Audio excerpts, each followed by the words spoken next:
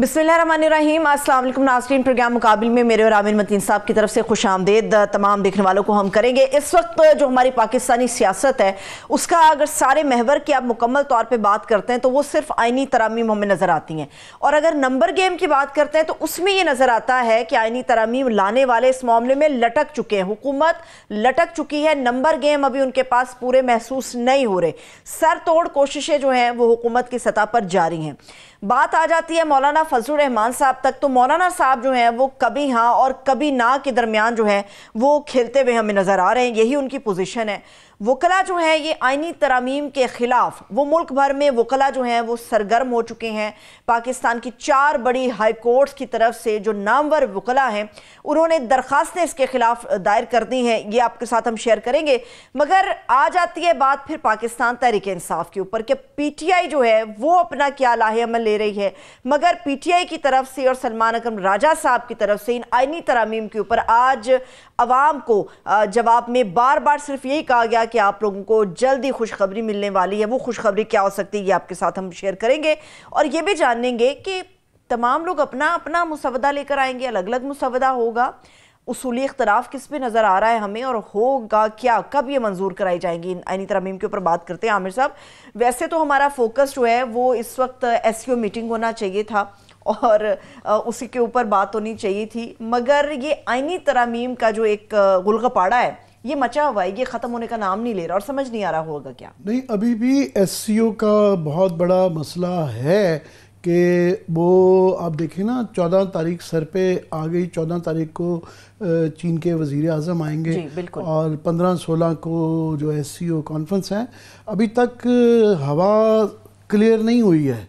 जब तक ये नहीं आ जाता PTI की तरफ से अनाउंसमेंट कि जनाब हमने अपना एहतजाज, उन्होंने जो है ना 12-13 वगैरह को एहतजाज के ऐलानात किए हुए हैं कि हमने कैंसिल कर दिया है, तो जब तक ये एक चीज़ लटकी हुई है और ये बहुत बड़ा एक मखमसा है।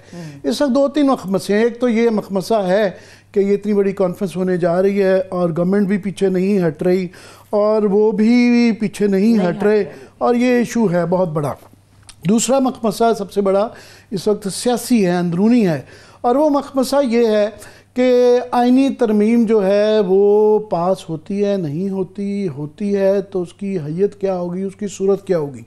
JUI की तरफ से अब तक जो है ना क्लियरली ये मैसेज आ रहे हैं कि वो कहते हैं कि जनाब हमने ना उसके अंदर कोई बुनियादी हकूक़ के हवाले से कोई ऐसी चीज़ लानी है, जिससे मुराद ये है कि आर्टिकल जो 8 और 199 जो कि सुप्रीम कोर्ट और हाई कोर्ट को ये फ्राहम करता है कि आम आदमी को अगर उसको पकड़ दकड़ की जाए तो उसको रिलीफ देता है, ना इस पर वो करेंगे। दूसरा वो जो इशारे दे रहे हैं वो मोर और लेस जो हमारे प्रोग्राम में बैरिस्टर पंसोता ने पहली दफ़ा कहा था कि जिस तरह शरीयत बेंच बनाया हुआ है, मुख्तलिफ बेंच आपने मखसूस बनाए हुए हैं सुप्रीम कोर्ट में, तो अगर आइनी कोई आपको जल्दी है कुछ की तो आइनी बेंच बना दें।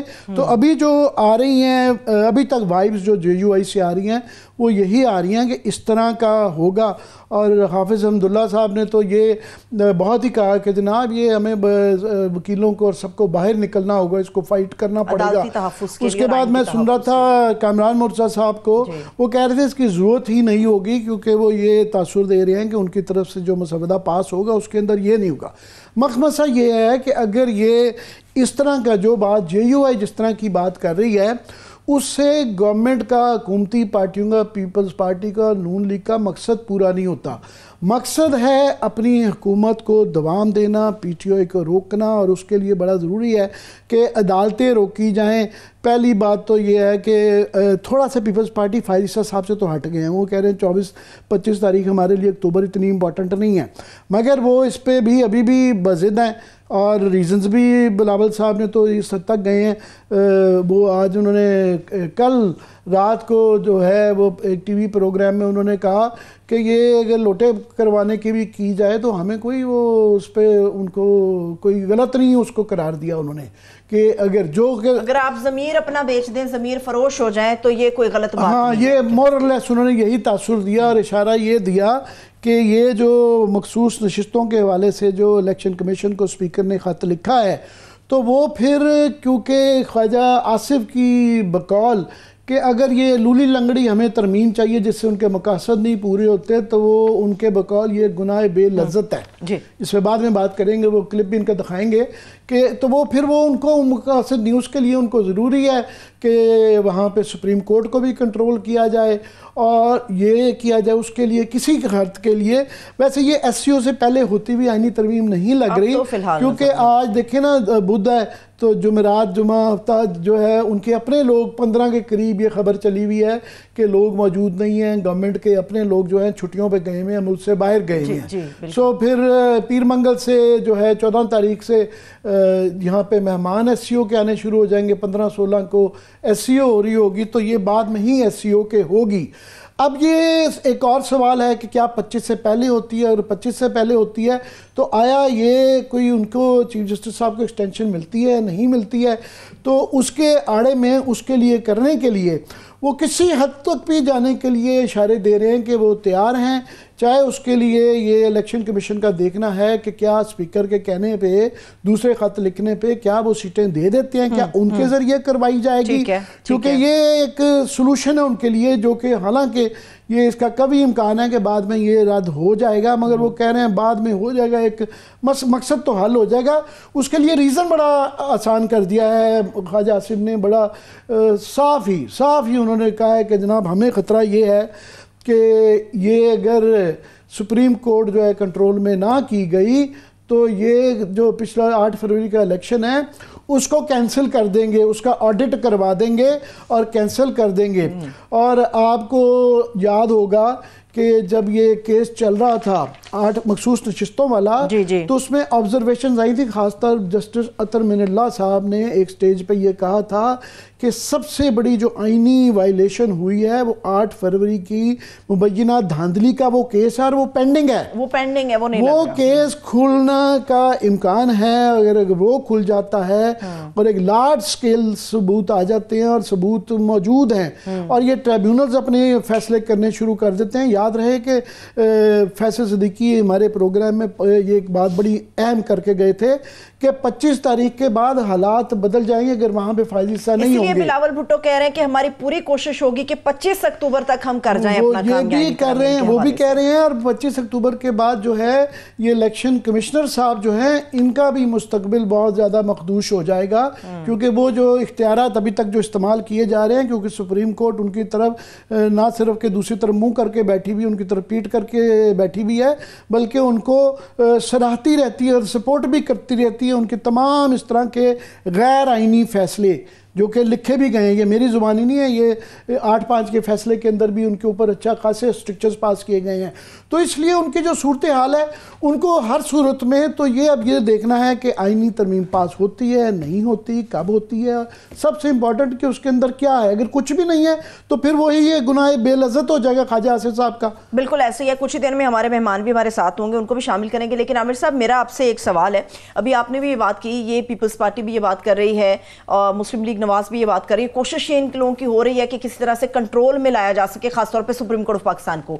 ये कहते हैं कि आईनी तरमीम इसलिए है ताकि अदालती इस्लाहात हो सके और अदलिया जो है वो अपने फैसलों में आज़ाद हो सके, मगर इन आईनी तरमीम के जरिए तो असल में कदगने हैं, असल में तो बेख्तियार किया जा रहा है सुप्रीम कोर्ट को। तो 95% वकला जो हैं, जूरिस्ट जो हैं पाकिस्तान के, वो ये कह चुके हुए हैं कि ये आईनी तरमीम जो उसका पीपल्स पार्टी और हुकूमती बेंच जो उसकी हैयत बता रहे हैं, जो उसका मुसवदे सामने आए हैं, जो ड्राफ्ट पेश किए गए हैं पहले, वो बिल्कुल कंट्रोल करने के लिए वो साफ कह रहे हैं, अभी कोई छुपा नहीं रहे हैं। जो ख्वाजा आसिफ साहब कह रहे हैं कि जनाब हमें नहीं, और बिलावल साहब ने जो कहा है कि जनाब जस्टिस मंसूर अली शाह साहब ना ये सुप्रीम कोर्ट कंट्रोल नहीं कर सकते।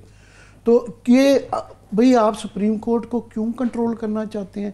सुप्रीम कोर्ट के चीफ जस्टिस का काम नहीं है बाकी जजेस, हाँ पे वो जो कहा जाता है कि वो सारे सुप्रीम कोर्ट के जज बराबर होते हैं, हाँ इक्वल अमंग्स इक्वल जो है ना थोड़ा सा वो भी अब उनकी इख्तियारात कम कर दिए थे ये प्रोसीजर और के कानून के तहत जो है चीफ जस्टिस के। तो कंट्रोल क्यों करना चाह रहे हैं? और ये खर्चा कहना, और ये मैं समझता हूँ वैसे ही एक बात कहना कि जी मंसूर अली शाह साहब जो है ना वो सुप्रीम कोर्ट को कंट्रोल नहीं, इसका क्या मतलब है कि मौजूदा जो है वो कंट्रोल कर रहे हैं जी, इसका मतलब ये तो भी है कि और दूसरा ये है कि उनसे कंट्रोल क्यों करवाना चाह रहे हैं भाई, वो एक सीनियर मोस्ट जज है, उनका काम है इंसाफ करना, वहाँ कंट्रोल करने के लिए बैठाए हुए हैं और किसके लिए कंट्रोल करना है। सो ये कोई अपने मुद्दा जो है या उनकी जो पीछे उनके जो जिस वजह से ये वजूहात की बुनियाद पे ये वारदात डाली जा रही है वो छुपा नहीं रहे, ना पीपल्स पार्टी छुपा रही है और नेकेडली बिलावल साहब का ये कहना कि जी ये लोटे बन जाएंगे तो कोई वो बात नहीं है, और ख्वाजा आसिफ साहब का ये साफ ही कह देना कि जी हमें डर है कि उसके बाद ये ऑडिट करवाएंगे इलेक्शन का 8 फरवरी का और फिर बाद बड़े हालात ख़राब हो जाएगी, ये इसके ऊपर बिल्कुल बात करेंगे जो है। सही है आमिर साहब, आपका तजिया भी शामिल करती हूँ और इस वक्त अपने मौजूद मेहमान का भी तारुफ करा देती हूँ। इस वक्त रोजनामा 92 न्यूज़ के एडिटर इन चीफ इस्लामाबाद के राव खालिद साहब सीनियर साफ़ी हमारे साथ मौजूद है। राव साहब बेहद शुक्रिया आपके वक्त के लिए। राव साहब को भी शामिल करते हैं, जरा ये ख्वाजा आसिफ साहब जिस तरफ इशारे कर रहे हैं। राव साहब ये वो जो अंग्रेजी में कहा जाता है कि जनाब ये फिग लीफ भी हट गया है, इसमें तो नंगापन छुपा भी नहीं रहे हैं, साफ ही उन्होंने कह दिया कि जनाब ये अगर हम नहीं करेंगे ये आईनी तरमीम और सुप्रीम कोर्ट को कंट्रोल नहीं करेंगे तो हमें डर है कि 8 फरवरी के वो डब्बे खिलने शुरू हो जाएंगे और वो सारा जो मुबैना धांधली, मैं मुबैना कह रहा हूँ क्योंकि जज साहब ने भी तरमीनुल्लाह साहब ने भी यही अल्फाज इस्तेमाल किए थे, तो वो खुलने शुरू हो जाएंगे, उन्होंने तो छुपाया नहीं है। बिल्कुल वो बड़े अरसे से ख़दशे का इजहार कर रहे हैं और बार बार कर रहे हैं। मुझे लगता है वो उनको तो पता है क्या हुआ है और उससे ज़्यादा किसको बेहतर पता होगा। 2018 में भी उनका जो मसला था और फिर अब जो हुआ है तो वो मेरा ख्याल है ना सिर्फ ख्वाजा साहब का आपने अच्छा याद कराया। ख्वाजा साहब तो बयान दे के मुझे याद है उस इलेक्शन की रात को जब इनके बहुत ज़्यादा मार्जिन आया था तो ये तकरीबन ये हार मान चुके हुए थे, तो इनके लिए भी हैरानगी हुई कि जितना ज़्यादा मार्जिन चेंज किया गया। एग्जैक्टली तो वो मेरा ख्याल है ख़ुद तो डरे हुई हैं, तो ये बयान बार बार जो दे रहे हैं तो उसका मकसद ये भी लगता है किसी और को भी डराना चाह रहे हैं कि अगर ये हुआ तो फिर देखें हम तो नहीं होंगे, तो फिर कोई और आ जाएगा और वो मसले मसाइल पैदा हो जाएंगे। ये सारी बातें जो वो कर रहे हैं तो डराने की कोशिश कर रहे हैं दूसरे अपने साथियों को भी और शायद किसी और को भी डराना चाह रहे हो। लेकिन बात यह कि ये मसला जो है आखिर इस तरफ जाना है। जो आपने बात की इलेक्शन की क्रेडिबिलिटी के हवाले से, अगर आप सिर्फ मखसूस नशिस्तों वाला केस ही ले लें, उसमें जिस तरह से इलेक्शन कमीशन को चार्जशीट किया गया है उस पर हर स्टेप के ऊपर इलेक्शन शुरू होने से पहले से कि उन्होंने फैसला गलत इंटरप्रेट किया बैट वाला, और उसके बाद से जो प्रोसेस पूरा जिस तरह से हुआ उस पूरे प्रोसेस के ऊपर उन्होंने उठाया है, तो उसके लिए कोई नई दरख्वास्त की ज़रूरत ही नहीं है। अगर वो उन्होंने डिटेल जजमेंट में चार्जशीट तो किया है लेकिन उस लेवल तक वो नहीं गए, वरना वो कह सकते थे कि election commission has failed to perform its functions और उसने आईनी और कानूनी जिम्मेदारी पूरी नहीं की, फेयर और फ्री इलेक्शन कराने में नाकाम। अगर आप इजाजत दें, मेरे साथ इस वक्त सीनियर सियासतदान और साबिक वफाकी वज़ीर मोहम्मद अली दुरानी साहब भी मौजूद हैं। सर बेहद शुक्रिया आपके वक्त लिए। अब प्लीज़ आमिर साहब जी मैं दुरानी साहब से पूछना चाहूँगा क्योंकि दुरानी साहब ने सबसे पहले ये खबर दी थी जब हमें भी शक था कि JUI शायद मुतज़लज़ल हो जाए, तो ये मौलाना साहब से मिलके भी आए थे, इनके बड़ी करीबी ताल्लुक़ भी हैं, तो दुरानी साहब ने उस वक्त से ये बड़े कॉन्फिडेंट हैं और अभी तक हमें भी नज़र आ रहा है कि JUI जो है वो अड़ी हुई है और जिस तरह का जो इनका एजेंडा है वो उस तरफ माइल नहीं नज़र आती JUI। अभी यही स्टेटस है दुरानी साहब? बिस्मिल्लाहिर्रहमानिर्रहीम। अमर भाई और क्या स्टेटस हो सकता है? मतलब ये है कि किसी चेंज के लिए कोई चेंज चाहिए होती है ना, कोई जस्टिफिकेशन चाहिए होती है, कोई वो। अब ये तो अलग बात है अगर कोई नौकरी हो किसी की और वो कहे जी कि मैंने ये बात फैलानी है कि कुछ होने वाला है, मतलब उम्मीद की हमने सौदागरी करनी है, उम्मीद को हमने झूठ सच से जोड़ के चलाना ही चलाना है, लेकिन वो तो अलग बात है। और वही कुछ आजकल हमारे मीडिया में हो रहा है कि कुछ लोग जो हैं वो रोज एक नया सुबह एक बंडल बनाते हैं अफीम का, चर्च का, और वो जो है बांट देते हैं हुक्मरानों में, और वो जो है उम्मीद जो होती है शाम तक चलती रहती है। और शाम तक ये हमारा एक दोस्त था वो हर चौथे 5वें ना महीने खबर लगवा देता था मैं वजीर बनने वाला हूँ। तो मैंने उसे पूछा, मैंने कहा यार तूने वजीर तो बनना नहीं है, ये खबर क्यों लगवाता है, बेइज्जती होती है बाद में। कहने लगा दुरानी साहब तानू नहीं पता, वो जेड़े 6-10 दिन सानू मजा आता है ना वो तानू नहीं आइडिया। तो अब हुकूमत का भी यही हाल है कि वो रोज सुबह एक डिसइंफॉर्मेशन का बंडल जो सियासी चरसो रफ्यूम अच्छी इस्तेलाह है। हाँ, मतलब ये है कि उसके लिए उन्होंने 4-6 ठेकेदार अपने अपने कॉन्ट्रैक्टर भी बना दिए हुए, और वो सुबह सुबह उठते हैं, दोपहर तक वो उसको तैयार करते हैं और फिर बांटना शुरू कर देते हैं। शाम को उन्हें पर फोर्स तमाम चैनल्स पे बिठा दिया जाता है और वो बैठ के तो ये तासुर बनाने की कोशिश करते हैं कि ये यूं होगा तो यूं हो जाएगा। भाई किसी को कुछ मिलेगा तो वो तुम्हारे साथ आएगा ना, तुम्हारी अमेंडमेंट में हिस्सेदार बन जाए कोई, उसे क्या मिलेगा? मुझे आप खुद माशाल्लाह सियासत को देख रहे हैं सालों से, मुझे ये समझा दें कि मैं आज अगर अमेंडमेंट के हक में हो जाऊं, फर्ज करो मैं MNA हूं किसी का या सेनेटर हूं, तो मुझे क्या मिलेगा? मैं अवाम में कैसे जाऊंगा? अगला इलेक्शन कैसे लड़ूंगा? और ये हुकूमत जिन्होंने मौलाना का ले लेंगे, इन्होंने पिछले इलेक्शन में डिच ही नहीं किया, इंसल्ट भी की करने की कोशिश की, ठीक है जी। उसके बाद जो है फिर वो मतलब एक दफा 2 दफा किस चीज पे, किस उम्मीद पे, किस होप के ऊपर कोई आपके पास आएगा? अवाम में अगर आपने जाना है तो फिर हुक्मरान बजाय इसके कि वो असेंबली में जाके नोटों का कारोबार करे, वो जाके अवाम के अंदर घूम फिर के अवाम से पूछ लेंगे तुसी की कहते हो भाई अमेंडमेंट के बारे में। मतलब मुझे बिल्कुल ये सारी जो डिस्कशन होती है ना, तकरीबन अब कितने दिन हो गए? वैसे दुरानी साहब माफ़ कीजिएगा, वो आप अपनी मिसाल ना दें कि जी मैं आपकी जगह आप हों तो क्या करेंगे। यहाँ काफ़ी इस तरह के उनको मिल गए हुए हैं जो कि कुछ करोड़ों रुपए लेके वो बोर्ड बेचने वाले भी हैं। मौलाना हाँ, उनको वो बड़े सियासी असूलों पे इस वक्त कर रहे हैं और उनकी समझ आती है मंतक के अगर इलेक्शन हो भी जाएं तो उनको डर नहीं है, उनके इससे बेहतर ही रिज़ल्ट आएंगे जो पिछली दफ़ा आए हैं। तो उनकी सियासी मंतक समझ आती है कि अभी तक उन्होंने कोई हलवा नहीं खाया, वो क्यों इसमें जुर्म में शराकत करें।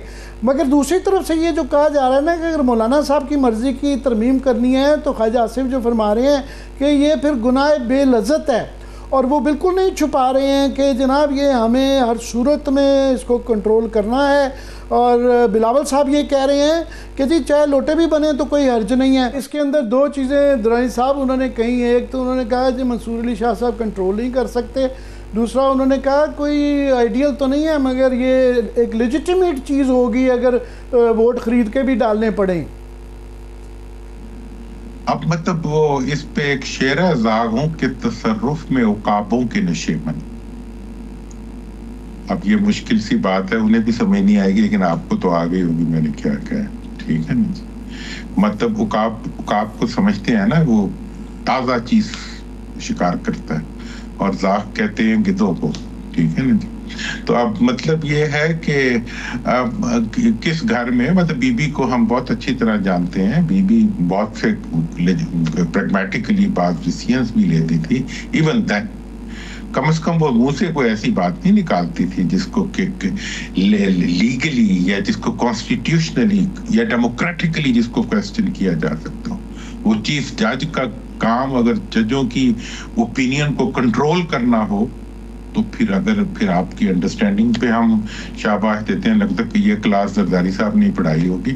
और दूसरी बात ये है कि अगर लोटे बना के भी लोटा तरमीम कर ली जाती है। मैंने कहा ये जो असेंबली है ना, ये बिल्कुल वैसी है जैसे बिलालगंज से हमपुर से लेके गाड़ी ठीक करते हैं। मतलब ये है कि ये एक ऐसी असेंबली है जिसके अंदर जो लोग बैठे हुए हैं, ठीक है ना जी, वो इसको चला ही नहीं सकते, ये चल ही नहीं सकती गाड़ी।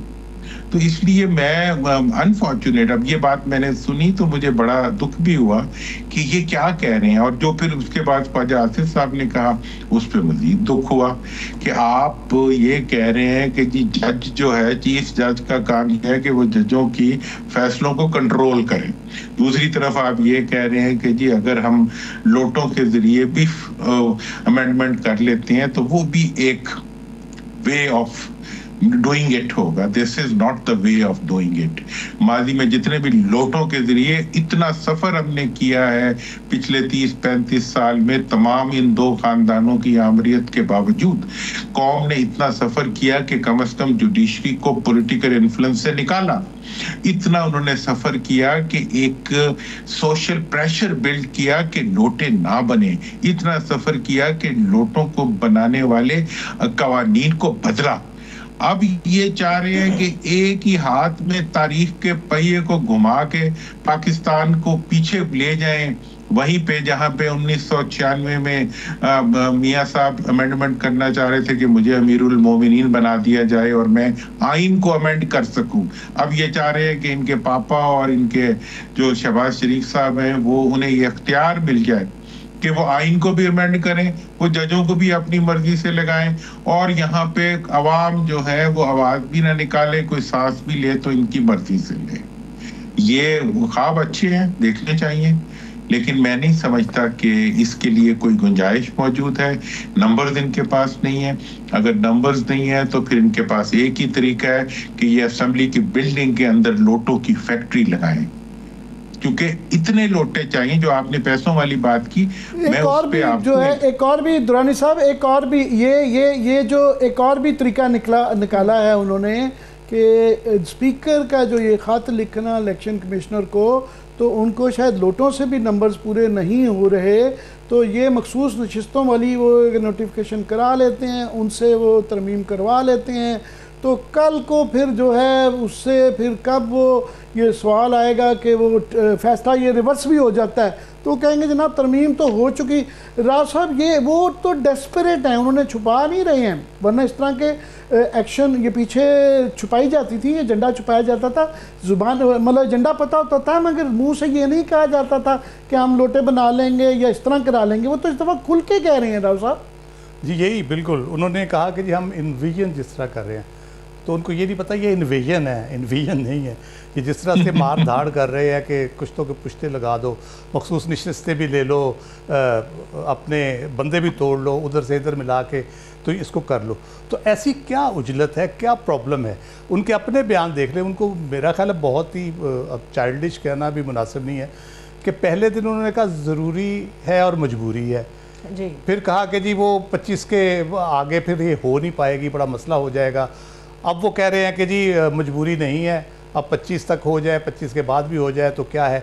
तो मेरा ख्याल है उनको खुद नहीं पता। वो शायद एक, मुझे लगता है मैं पहले दिन से कह रहा हूँ, ये दौड़ लगी हुई है, कोई मुकाबला है जिसको वो हर हाल में जीतना चाहते हैं।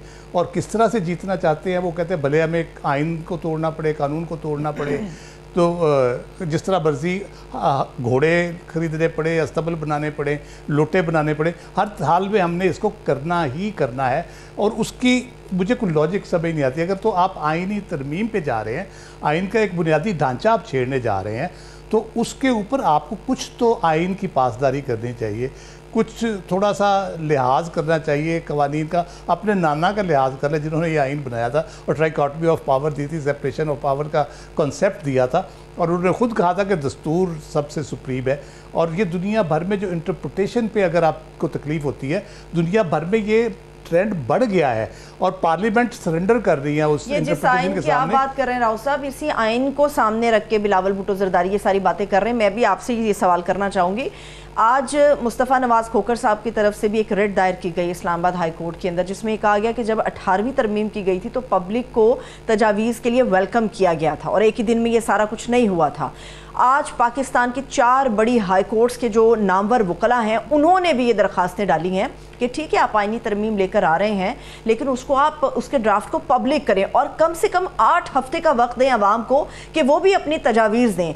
जो पहले 18वीं तरमीम में हुआ और जो अब डिमांड की जा रही है वकीलों की तरफ से, आपको लगता है कि मौजूदा हालात के अंदर ये काबिल अमल मुतालबा है, या फिर आपको लगता है कि नहीं मारधाड़ का सिलसिला चला जाएगा और ये इसी तरह से पास होगी? जी राव साहब। जी मेरा ख्याल है कि जो तो इन्होंने डेट रखी थी, जो पहली दफ़ा जब हुआ है, आप देखें क्या अफरा तफरी बची हुई थी कि अभी करना है, ये होना है, मौलाना साहब राज़ी हो गए, फिर वो मौलाना साहब राज़ी नहीं हुए तो इनको डिले करना पड़ा। उसके बाद इन्होंने अभी जो थी वो 7 और 9 अक्टूबर का इन्होंने टारगेट रखा हुआ था। अभी सुन रहे हैं कि 17 से 22 के दरमियान ये इसको करना चाह रहे हैं। आज आपने सुना भी होगा वो ख़त वत लिख दिए गए हैं, बाहर जो लोग हैं उनको बुलाया जा रहा है कि वापस पहुँचे जल्दी से। तो जल्दी तो है, उजलत है, किस लिए है? अगर आईनी अदालत 4 दिन बाद बन जाएगी तो क्या मसला है? मसला आप जहाँ हमें मसले का असल मसला समझ आता है जब हम पहले दिन से देखते हैं कि किस दिन ये होता है, जिस दिन मखसूस नशिस्तों का केस तय होता है। और उसके बाद पहली चीज़ जो आती है हमारे सामने वो ये आती है कि जजों की उम्र बढ़ाई जाएगी। तो जजों की उम्र बढ़ाने का जजों की उम्र के वाले से मैं इतना ज़रूर कर दूं कि ये आर्गूमेंट जो है ना कि जी ये सरकारी मुलाजमों की जजों की बढ़ाने की कि जी पैसों की बचत और पेंशन का मसला है, ये पहले भी इशू आया था। ये सखेरा साहब जो थे, उन्होंने कैबिनेट सेक्रेटरी थे, उन्होंने ये कहा था कि जनाब ये लॉजिक इकनॉमिक वाली पैसे सेविंग वाली आपकी गलत इसलिए है कि 3 साल जो बढ़ाएंगे, हर साल सरकारी मुलाजिम की इंक्रीमेंट देने की, उसकी तनख्वाह बढ़ेगी, इसलिए पेंशन भी उसकी बढ़ेगी। सो ये बचत नहीं है, ये आर्गूमेंट। दूसरा मैं दुरानी साहब आपसे पूछना चाहता हूँ कि क्लियरली नज़र आ रहा है, इवन JUI भी ये कह रही है कि ये 1-2 हफ्ते में वो अगर उनका मसवदा कबूल हो जाता है तो वो भी तैयार हैं इस चीज़ के लिए कि इसको 25 से पहले भी करवाया जा सकता है।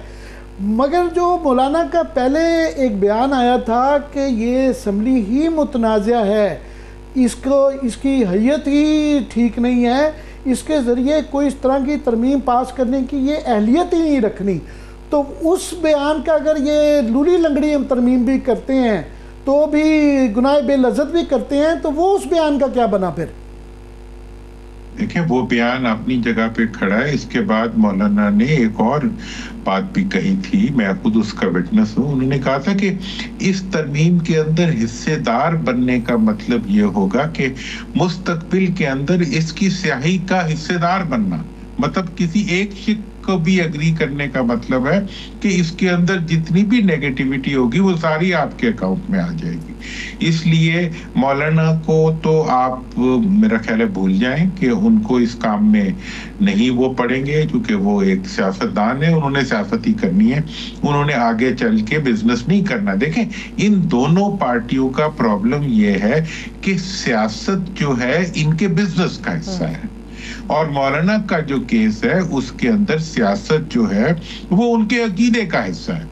तो इस दोनों के डिफरेंस को फील करते हुए ये मत सोचें कि इस वक्त इस तरीके से वो ऑपरेट करेंगे जिस तरह ये करते हैं। दूसरी चीज ये है कि इनकी गर्दन किसी और के हाथ में है, इनके अपने जो स्केलेटन्स इन द कबर्ड्स हैं वो इनको हाउंड करते हैं, और ये एक हद से आगे पीछे नहीं हो सकते। लेकिन जो कुछ ये करना चाह रहे हैं, ये भी आपने पैसों वाली बात की, मैं ये भी बता दूं कोई पैसे इन्होंने नहीं देने किसी को, ये भूल जाए कि कोई लेने वाला आएगा और ये दे देंगे। हाँ, अगर कोई डिस्टॉर्शन, कोई उम्मीद, कोई ख्वाब ये बेच सके तो किसी ने खरीद लिया तो खरीद लेगा, अदरवाइज पैसे वैसे इन्होंने कोई नहीं देने। इस वक्त जो दौड़ लगी हुई है वो सिर्फ ये है कि ये अपने आप को एक परफॉर्मर शो करने की कोशिश कर रहे हैं और अपने हाथ में किसी और को, ये एस्टैब्लिशमेंट को दिखा के इस आईनी तरमीम को उनके जोर से पार्लियामेंटेरियन से करवाना चाह रहे हैं, जो कि नहीं, वो भी नहीं इतना जोर लगाएंगे कि सारी स्याही इनकी अपने जिम्मे ले लें, और इनके अपने पास तो इतनी विल ही नहीं है, इसीलिए नून पीछे से भाग गई है। बाकी वो बेचारे हमारे भतीजे को आगे करती है, और वो जो है वो नाना की सुन्नत के बजाय बाबा की सुन्नत पे चल पड़ा है, तो अब हम उसको क्या कर सकते हैं, उसका नसीब है और उसका फैसला है। तो इस सारी सूरत हाल के अंदर आगे बढ़ने का, इस पे इतनी डिस्कशंस होने का, और ये बात बड़ी इंपॉर्टेंट है कि भाई इसको पब्लिक हियरिंग, देखें इस तरमीम की जो जान है ना वो जिस तोते में है वो 25 फरवरी के तोते में इसकी जान है। जिस दिन 25 फरवरी गुजर गई इसका तोता भी गया और ये तरमीम भी गई, ऐसा ही है ना। तो ये 25 फरवरी तक इस तरमीम को कराना जो है 25 अक्टूबर के बाद तोता भी गया, इलेक्शन कमिश्नर भी गया, और भी बड़े बड़े लोग गए, पूरा निज़ाम ही बदल जाएगा। मैं आपने बड़ी अच्छी बात याद कराई कि लोग भूल जाते हैं दो बातें। एक तो ये कि ये उस रात ये हो चुका हुआ था, वो तो वाडा साहब के अल्फाज में इनकी नालायकी और नकमेपन की वजह से नहीं हो पाई, वरना ये हमने बात की डिस्कशन थी। दूसरा, 18वीं तरमीम का लोग भूल जाते हैं कि जब उसकी इम्प्लीमेंटेशन के प्रॉब्लम आए थे तो वहाँ ये एक इशू आया था कि ये 1 साल ज़रूर डिस्कशन में लगा था, और जब पार्लियामान में पेश की गई थी तो बुलडोज की गई थी। पार्लियामान के अंदर इसके ऊपर डिस्कशन नहीं हुई थी, और हम वहाँ पे बैठे हुए थे, मुझे याद है हमें बड़ी शिकायत थी कि हमें भी तो बताओ, आपने बंद कमरों के अंदर इसकी सारी बहस कर ली। तो जब वो ये फैसले अदालतों में गए 18वीं तरमीम की इम्प्लीमेंटेशन के, तो ये कहा गया कि भी इसका पार्लियामान में तो कोई बहस ही नहीं हुई, हमें पता ही नहीं है कि डार ने रब्बानी साहब को क्या कहा, फलाने को क्या हुआ। तो ये डार साहब, राव साहब, आपको याद है ना ये सारा? तो ये कह रहे हैं 2 हफ्ते की, वो तो 1 साल के अंदर भी तसल्ली नहीं हुई थी। जब मेजर तरमीम कोई छोटी चीज़ नहीं है, ये बहुत बड़ी और बहुत संजीदा मामला होता है। एग्जैक्टली और आम देखे कोई इंपॉर्टेंट कानून साजी जब होती है, FATF का आप देख ले, इंपॉर्टेंट कानून साजी थी, और इस किस्म की जो होती हैं आम कानून साजी पे बहुत डेलिब्रेशंस होती हैं और बड़ा उसको नोक पलक सवारी जाती है, कमेटीज़ में जाते हैं, डिस्कशंस होती हैं और फिर रिकमेंडेशंस आती हैं, उसके बाद ये होता है। ये तो आईनी तरमीम है और इसमें ये आप उसका बेसिक स्ट्रक्चर चेंज करने जा रहे हैं, 1 से 2 अदालतें बनाने जा रहे हैं, उनके इख्तियारात की तकसीम का क्या होगा, जो जिसकी ये मिसाल देते हैं इंटरनेशनली, वो 1935-36 में बनी थी और अभी तक उनको तय नहीं कर पा रहे जुरिस्डिक्शन के हवाले से कि सुप्रीम कोर्ट की और कॉन्स्टिट्यूशन कोर्ट की जुरिस्डिक्शन ओवरलैप करती है वहाँ पे। तो ये 2 दिन में बैठ के रातों रात करके उसको ये किस तरह से उसको कर लेंगे। एक मैं थोड़ा सा दुरानी साहब ने कहा कि हमारा भतीजा है, तो हम तो भाई उनका मोहतरमा बेनज़ीर भुट्टो से रिश्ता रखते हैं, हम उसे भांजा कहते हैं। सॉरी, मुझे लैंग्वेज की गलती मैं जरा इसको लार्जर पिक्चर पे ले जाना चाहूँगा। मैं लार्जर पिक्चर में आप बिल्कुल अपना भी तब से इस पे भी भांजा ये तब से आप कीजिएगा कि इस वक्त ओवरऑल जिस तरह के ये बज़िद हैं गवर्नमेंट, हुकूमती पार्टियाँ, नून लीग वाले भी और पीपल्स पार्टी भी, इन्होंने बाय हुक और क्रुक, जोर ज़बर, क्यों भी करना पड़ गया, सब कुछ करके इन्होंने ये करना है। मगर एक मुल्क के अगर अमूमी जायज़ा इस वक्त लिया जाए, दुनिया का छोड़े मुल्क के अंदर ही, कि जो इस वक्त KP की सूरत हाल है या बलूचिस्तान से जो ख़बरें आ रही हैं, इवन पंजाब के अंदर से जो है साउथ के ज़िला में जो सूरतें आती हैं, सिंध के भी कोई कराची के अंदर ये जो इतना बड़ा सानिया हुआ है कल परसों चीनियों का, तो ये इस पिक्चर के अंदर ये लार्जर पिक्चर देखते हुए इतनी ज़बरदस्ती करना और एक बिल्कुल ऐसी चीज़ के लिए करना, ये कुछ समझ आती है इसकी आपको?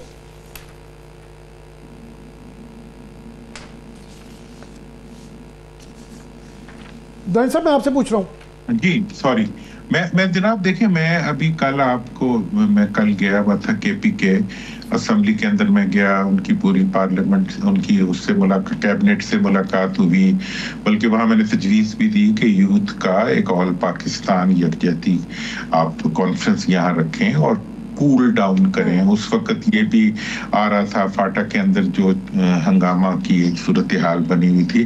मैंने कहा ये जो सारे इश्यूज जिनका आपने फर्दन जिक्र किया, ये सारे इशू पॉप अप कर रहे हैं और इन इश्यूज को इस वक्त अगर एड्रेस करना हो तो उसका एक ही रास्ता है कि डायलॉग को खोला जाए, आप मफाहमत की फिजा को बनाया जाए, सबसे बातचीत की जाए, सबको बुलाया जाए, सबको बिठाया जाए। अब यहाँ तो हुक्मरान जो हैं वो तो हुक्मरानी के डायलॉग के जरिए या पब्लिक हियरिंग के जरिए करना ही नहीं चाहते। वो तो सिर्फ ये चाहते हैं कि एक मैनेजर, मतलब इस वक्त हुकूमत जो चला रहा है वो एक फैक्ट्री का जनरल मैनेजर है, वो वजीर आजम वाला कोई रोल प्ले नहीं कर रहे। और मतलब बिल्कुल जैसे एक GM बैठा होता है ना, वो कहता है जी इसको इधर ट्रांसफर कर दो, इसको इधर ट्रांसफर कर दो, ये कर दो, ये कर दो। भाई ये फैक्ट्री नहीं है, मुल्क है। खुदारा इसको समझ ले, ये मुल्क है और मुल्क को चलाने के लिए आपको लोगों को इन्वॉल्व और एंगेज करना पड़ता है। जैसे जितने अब आप बलोचिस्तान का इशू है KP, और मैं आपको सब जगह से होके, सब जगह से लोगों से मिलने के बाद मैं आज भी ये समझता हूं कि कोई चीज भी पॉलिटिकली इम्पॉसिबल नहीं है। तमाम जो डिफरेंसेस हैं उनको रिजॉल्व किया जा सकता है, शर्त पॉलिटिकल डिस्कोर्स है, पॉलिटिकल नेगोशिएशन है, सियासी जो है वो मफाहमत है और सियासी गुफ्तो-शनीद है। उसके बाद अब मैं आपको बताऊं, कल मैं गया हूं एक पंजाबी के तौर पे केपी के असेंबली में, सारे लोग इस तरह इकट्ठे हो गए जैसे उनका कोई भाई है। ठीक है, मैं वहां पढ़ता रहा हूं, मेरा एक वो है ताल्लुक है, लेकिन उसके बावजूद मुझे कहीं कोई आंसू गैस नजर नहीं आई, मुझे कहीं कोई खंदक खुदी हुई नजर नहीं आई।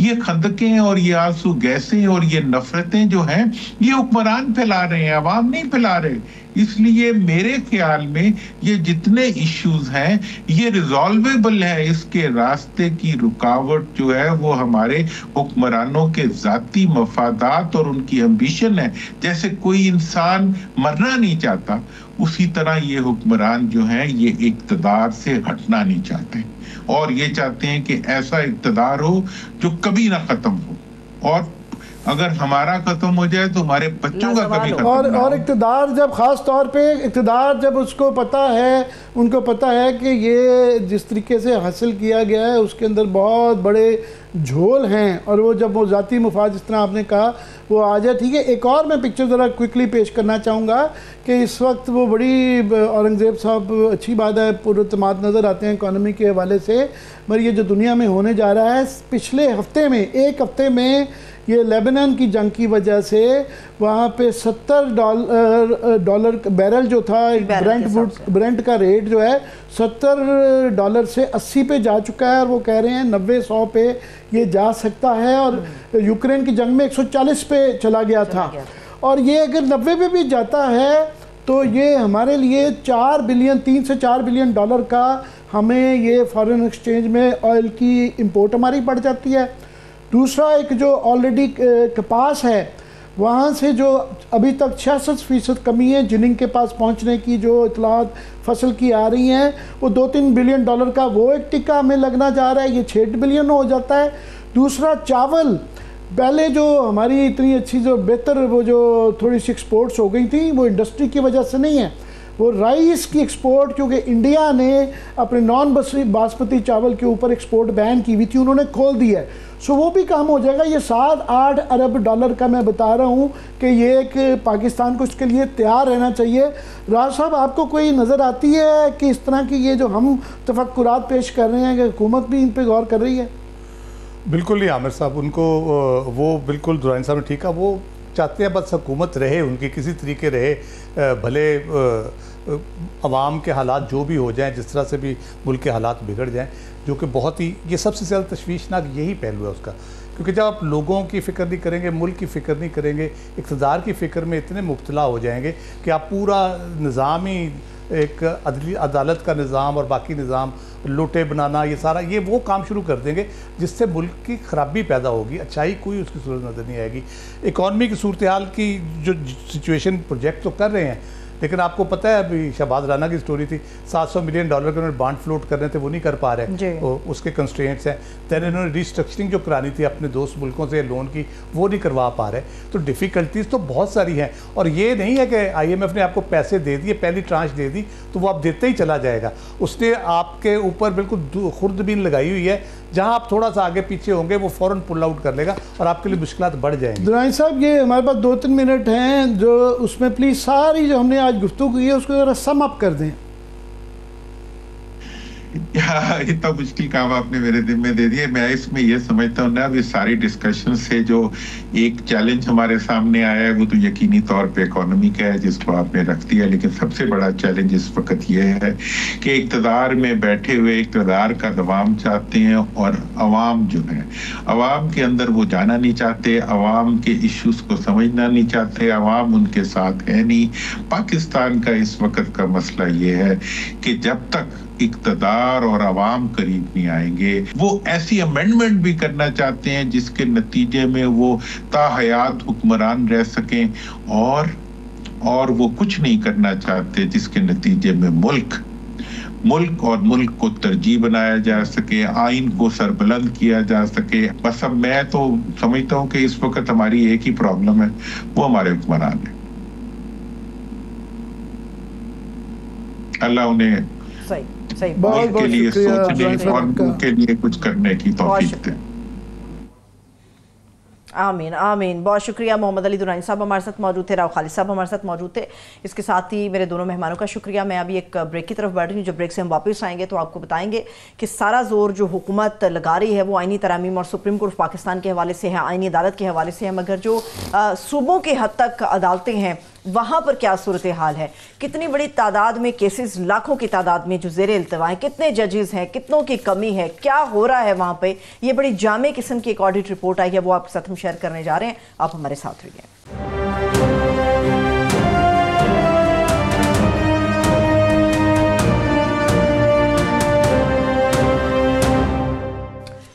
ब्रेक के बाद एक मरतबा फिर से खुशामदीद कहेंगे हम तमाम देखने वालों को। आमिर साहब, जिस तरह से हमने बात की, अगर पहले वाले मामलात के ऊपर अगर आप कुछ अपना तज़किया देना चाहें, मगर मैं चाहूँगी कि आप ये बताएं कि हुकूमत की तरजीह क्या है और असल में तरजीहात होनी क्या चाहिए अदालती हवाले से। जी, ये जब सारा मामला शुरू हो गया, अब तो पता नहीं स्नोबॉल होते होते क्या का क्या बन चुका हुआ है। आईनी इस्लाहात का मसला वहाँ से शुरू किया गया और पहला जो बहाना दिया गया था वो ये था कि जनाब ये पेंडेंसी बहुत ज़्यादा है, ज़ेर इल्तवा मुकदमात बहुत ज़्यादा हैं और इंसाफ को जो है पहिए लगाने हैं रफ्तार के। हाँ। ये कहा गया था।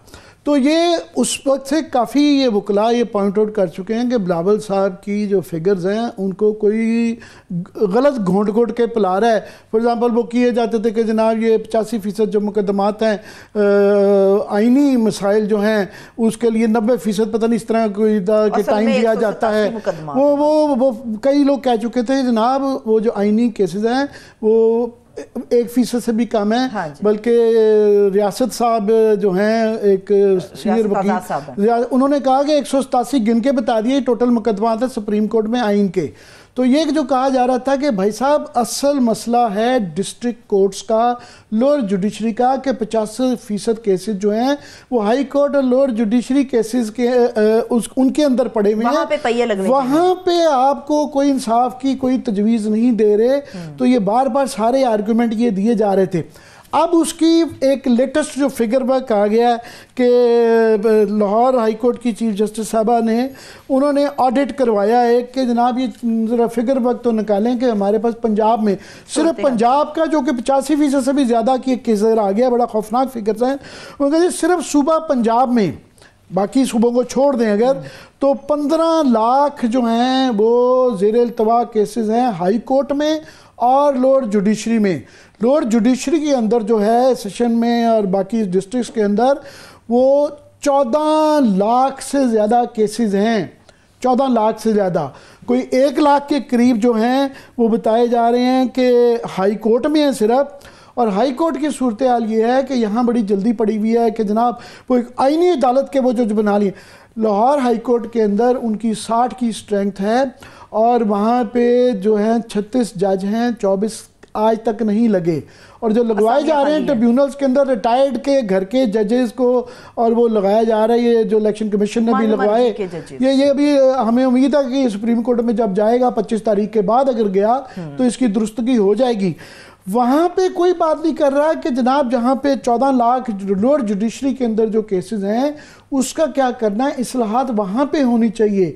वहाँ असल ये मार पिटती है। और उसके फिगर ये हैं कि जो हाई कोर्ट के 1 लाख केसेस हैं, अगर मेरी मदद फरमा दे इसकी पढ़ने में, 1 लाख में से 65,000 तो सिर्फ लाहौर की प्रिंसिपल सीट पर हैं। बिल्कुल ऐसा ये बाकी भी जरा अगर आप पढ़ दें। बिल्कुल, मैं बताती हूँ। इसमें 11,000 से जायद सिविल मुकदमात है आमिर साहब, 25,000 से जायद फौजदारी मुकदमात हैं, 26,000 से जायद जो हैं वो रिट पिटिशंस हैं, 2,000 से जायद कमर्शियल और टैक्स के मुकदमात हैं, और जो ज़िले अदालतें हैं वहाँ पर 11,19,000 सिविल मुकदमात हैं जो कि पेंडिंग में चल रहे हैं। 14 लाख से जायद मुकदमात ऐसे हैं आमिर साहब कि हो चुके हैं मगर फैसलों के मुंतज़िर हैं, उस पर फैसला ही नहीं आ रहा।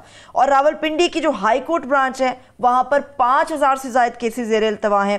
इसी तरह से बहावलपुर की जो ब्रांच है वहाँ पर 9,000 से जायद हैं। मुल्तान ब्रांच में 22,000 से जायद जो हैं वो ज़ेर इल्तवा हैं। ये वो डिटेल है सारी अदालतों के हवाले से सिर्फ पंजाब की हद तक। लेकिन पहिया कहाँ पे लगाना चाहती है हुकूमत? सुप्रीम कोर्ट के अंदर पहिया लगाना चाहती है, यहाँ पे नहीं लगाना चाहती। वहाँ पहिया तो बिल्कुल नहीं लगाया जा रहा, बल्कि एक जो हौच पौच बन रहा है वो और उसके अंदर मुझे जो एक हंसी भी आती है, रोना भी आता है कि ये तमाम ये फिगर वर्क के होते हुए इतने पाकिस्तान के आज भी एक 500 वकला ने सिंध के जो है ख़त लिखा है, पहले भी 300-400 जो सीनियर वकला का ख़त आया हुआ है, उसके अंदर आप लिस्ट पढ़ते हैं तो क्रीम ऑफ पाकिस्तान लॉयर्स है उसके अंदर। मतलब है कि पहले 3-4 नामों में आबिद हसन मंटो साहब हैं, वो भुट्टो साहब के ज़माने के वकील हैं और उनका एक बहुत बड़ा नाम है। वो अगर उन जैसे लोग कह रहे हैं कि ये जो आप करने जा रहे हैं, जो आपकी तजवीज़ें जो तजावीज़ हैं, ये एक बेतुकी हैं और ये पीसीओ जज बनाने जा रहे हैं और पीसीओ जज को वो कह रहे हैं कि किसी को कोई वो बिल्कुल कबूल नहीं होंगे। और मगर बिलावल साहब ना सिर्फ के बज़िद हैं बल्कि रोना इस बात का आता है कि वो लोगों को कन्विंस भी कर रहे हैं और based on wrong figures, based on गलत उनके फैक्ट्स भी उनके ठीक नहीं हैं, तो वो उसके बावजूद वो ज़ोर लगा रहे हैं। मुझे नहीं समझ आता कि क्या उनको पट्टी पढ़ाई गई है। ठीक है, समझ आती है कि सियासी वो होती है, जिसके ऐसी डेस्परेशन जिसके लिए आप कहें जी लोटे भी बनाने पड़ेंगे, वो भी जाने के लिए तैयार हैं और जो है सब कुछ करने के लिए तैयार हैं। तो ये मुझे नहीं समझ आती कि उनके पास इस चीज़ की क्या लॉजिक क्या है और क्यों कर रहे हैं। सही है, मेरे पास आखिरी आमिर साहब 2 से 2.5 मिनट मौजूद होंगे। अच्छा, गालिबन मेरे पास सिर्फ एक आखिरी मिनट है।